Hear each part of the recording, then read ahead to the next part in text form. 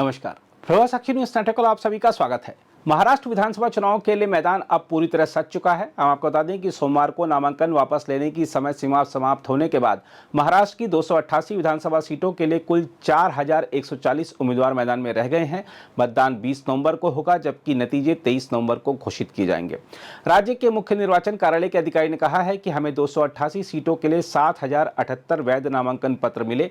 इनमें से 2938 उम्मीदवारों ने नामांकन वापस ले लिया है, जिससे 4140 उम्मीदवार मैदान में रह गए हैं।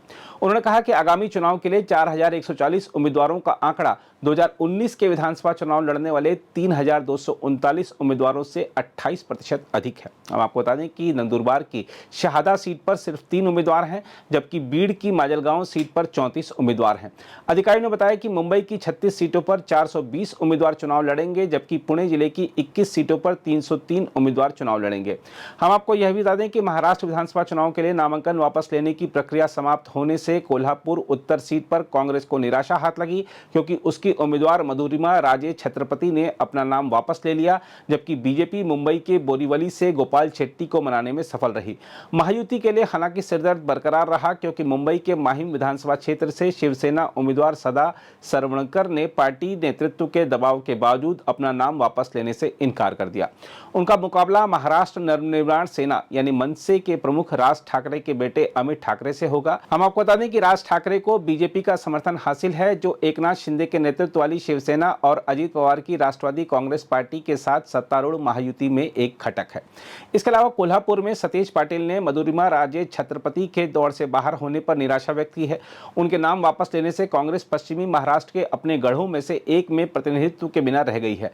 नाराज पाटिल ने कहा, अगर उनमें साहस नहीं था तो उन्हें चुनाव नहीं लड़ना चाहिए था, मैं अपनी ताकत दिखा देता। यह झटका तब लगा जब कांग्रेस ने सीट पर अपने पूर्व उम्मीदवार पूर्व पार्षद राजेश लाटकर को बदल दिया और उन्हें नामांकित किया, क्योंकि पार्टी कार्यालय में पूर्व पार्षद के विरोधियों द्वारा तोड़फोड़ की गई थी।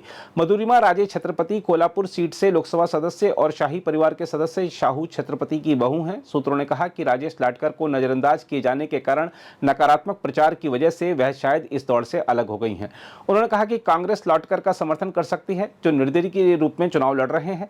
लाटकर ने कहा, पार्टी द्वारा मेरी उम्मीदवारी बदलने से पहले मुझसे परामर्श नहीं किया गया, जिसके कारण मुझे निर्दलीय के रूप में चुनाव लड़ना पड़ा।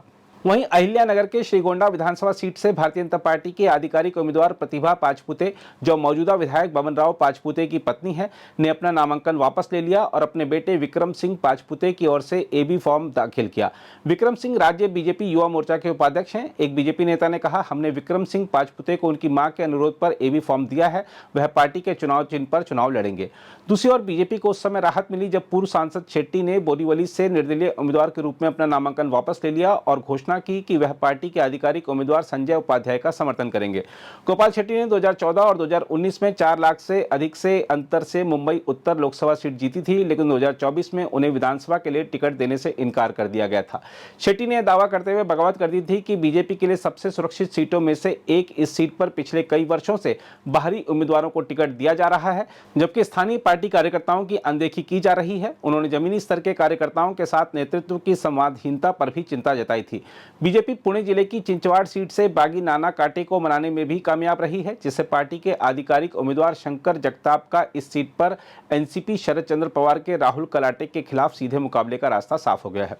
अहिल्यानगर जिले की शिरडी सीट पर बीजेपी उम्मीदवार और राज्य के राजस्व मंत्री राधाकृष्ण विखे पाटिल अपने पार्टी सहयोगी राजेंद्र पिपाड़ा को चुनाव नहीं लड़ने के लिए राजी नहीं कर सके।